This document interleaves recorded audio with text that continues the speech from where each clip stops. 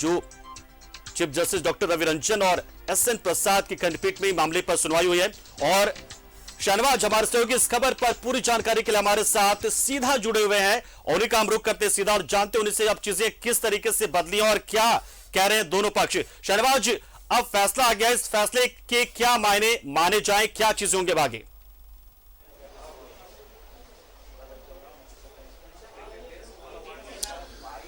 देखिए, फैसला निर्णायक मोड़ पर खड़ा था।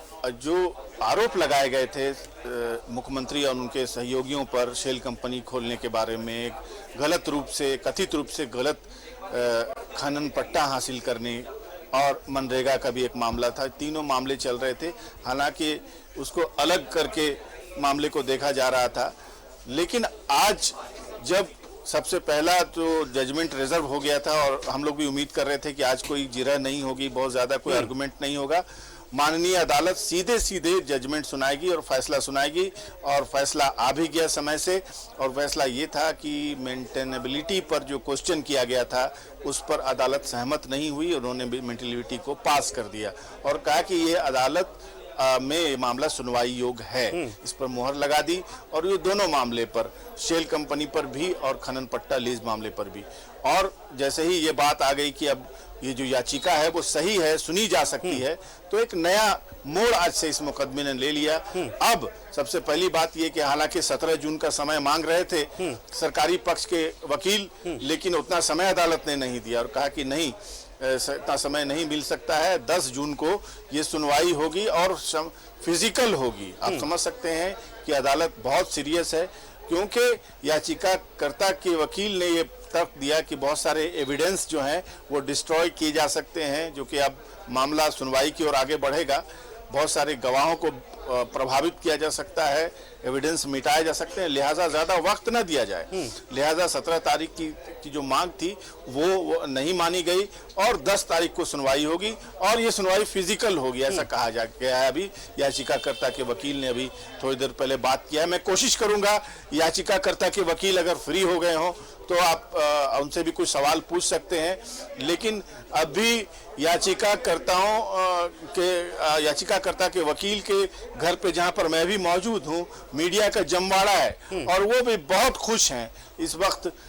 जो उनकी जो पूरी उनका क्रेडिबिलिटी क्वेश्चन हो गया था और ये हर मामले में पाया जाता है कि याचिकाएं होती हैं, अगर वो एक बार खारिज हो तो सवाल उठने लगते हैं। लेकिन इस बार कम से कम चलिए, याचिकाकर्ता जो पीआईएल करता है उनकी दलीलों को माना है कोर्ट ने और सुप्रीम कोर्ट से होकर हाईकोर्ट वापस पहुंचा, हाईकोर्ट से सुप्रीम कोर्ट गया, सुप्रीम कोर्ट से वापस हाईकोर्ट, हाईकोर्ट में भी चीजें अब उसी दिशा में जिस बात को लेकर जनहित याचिका दाखिल की गई थी।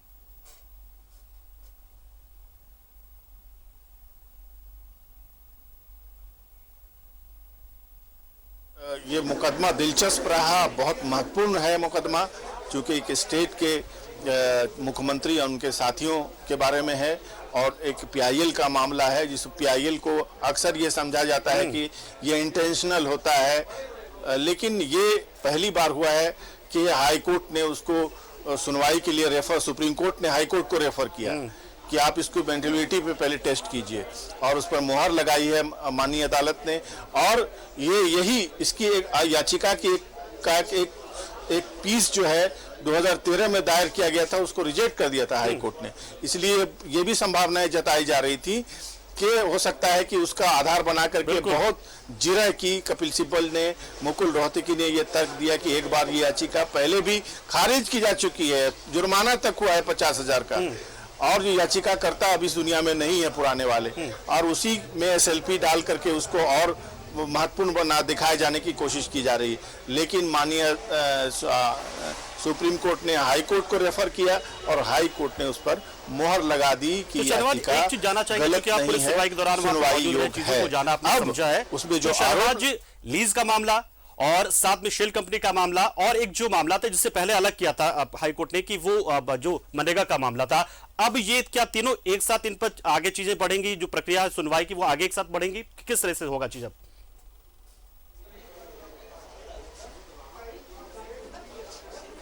जी हाँ, बिल्कुल। अब तीनों मामले सुनवाई के दौरान आएंगे। अब ये माननीय अदालत जब उस दिन सुनवाई के लिए ओपन होगी 10 जून को, तब ये फैसला उस टाइम ये जाना जा सकेगा। लेकिन शेल कंपनी का मामला, खनन लीज का मामला और मनरेगा का मामला, ये तीनों मामले अब आगे बढ़ेंगे और इनसे जितने भी लोगों का ताल्लुक है, जितने लोग इन्वॉल्व हैं इनमें, अब उनको भी अपने बचाव की तैयारियां करनी पड़ेगी।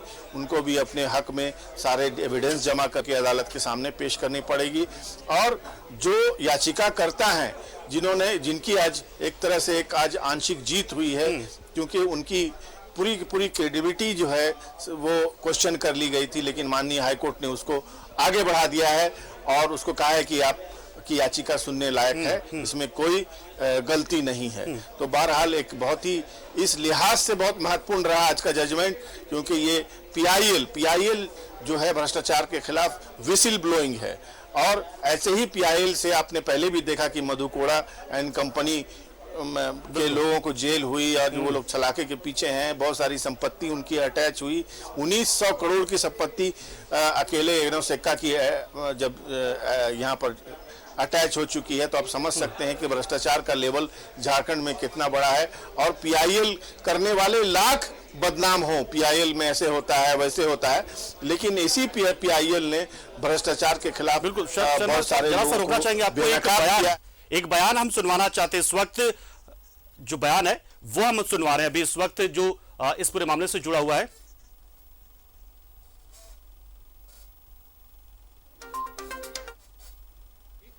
और इसमें माननीय न्यायालय ने आज जो है हमारे फेवर में ऑर्डर आया है कि मेंटेनेबल है ये पिटिशन, यानी जो पहला और दूसरा पिटिशन है जिसमें शेल कंपनियों के द्वारा जो घोटाले हुए हैं यहाँ पे वो, और सीएम का जो माइनिंग लीज है, ये दोनों जो है वो सुनवाई योग्य है, ऐसा माननीय न्यायालय ने प्रोनाउंस किया है ऑर्डर वर्बली। और माननीय न्यायालय का कहना है कि 70 to 80 पेजेस का बहुत लेंथी जजमेंट्स है, तो ये जजमेंट जो है 1-2 दिन के अंदर आ जाएगा सबके लिए और अपलोड हो जाएगा। लेकिन जहाँ तक मेरिट की बात है, अब मेरिट पे सुनवाई के लिए आज माननीय न्यायालय ने सबको कहा, एडवोकेट जनरल को भी कहा कि आप मेरिट पे सुनवाई शुरू कर दीजिए, सुनाइए अपना। तो उन्होंने ये कहा कि नहीं, हमको समय चाहिए काफ़ी लंबा।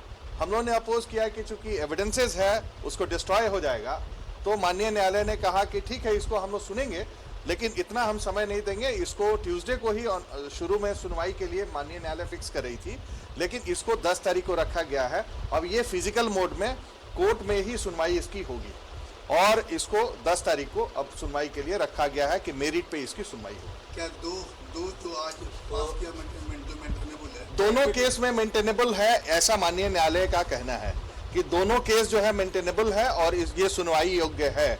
यानी शिवशंकर शर्मा का जो क्रेडेंशियल था और उनका मेंटेनेबिलिटी पार्ट था, उसको हम लोगों ने सक्सेसफुली माननीय न्यायालय के ध्यान में हम लोगों ने मीट कर लिया है और ऐसा हम लोगों का जो सबमिशंस था उसको माननीय न्यायालय ने मान लिया। रिटन ऑर्डर तो बाद में आएगा, हाँ, आज कुछ मेंशन किए हैं क्या? माननीय न्यायालय ने कोई ग्राउंड्स नहीं दिया, इसलिए क्योंकि बहुत लेंथी ऑर्डर है।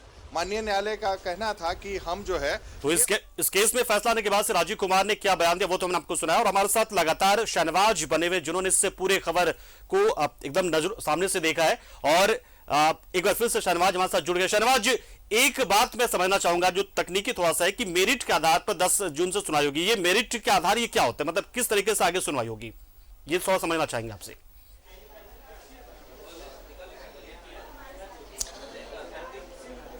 देखिए, जब ये बात प्रूफ हो गई, जब अदालत ने हरी झंडी दे दी कि ये मुकदमा सुनने योग्य है, तो अब जो जाहिर है जो आरोप लगाए गए हैं याचिकाकर्ताओं का जो कहना है, जो आरोप है वही मेरिट, उसी के बारे में उसके बारे में मोर एविडेंस और ज्यादा तथ्यात्मक जीरा वकीलों के द्वारा, बचाव के पक्ष के द्वारा, फिर उसको दूसरी तरफ से अगर देख ले, दूसरे एंगल की तरफ से, तो उसके खिलाफ उनका जो भी कहना है, मतलब ये कि इन टोटलिटी में जो मुकदमा है, एक्चुअली क्या है मुकदमा, क्या है कि कहा जाता है सो कॉल ये आरोप है कि मुख्यमंत्री ने गलत रूप से ये माइनिंग लीज ली, ये आरोप है। तो अब यही मेरिट हो गया।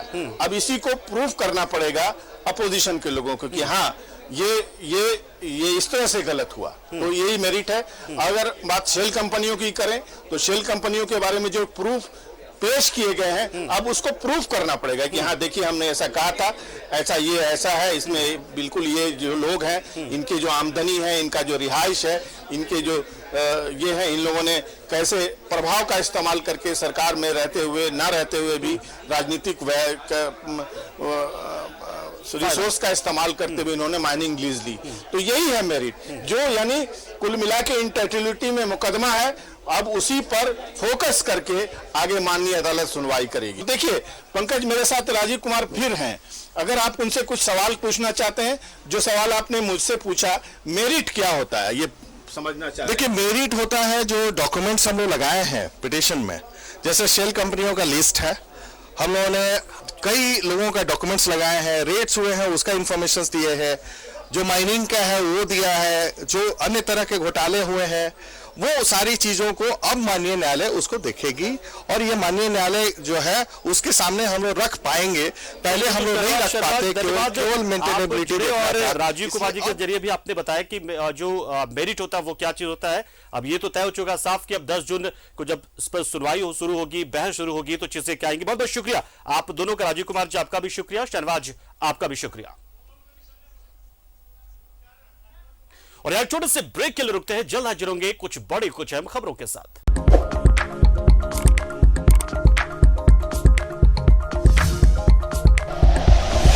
Like and share videos, subscribe करें हमारा चैनल और प्रेस करें बेल आइकॉन। न्यूज़ 11 भारत, सच है तो दिखेगा।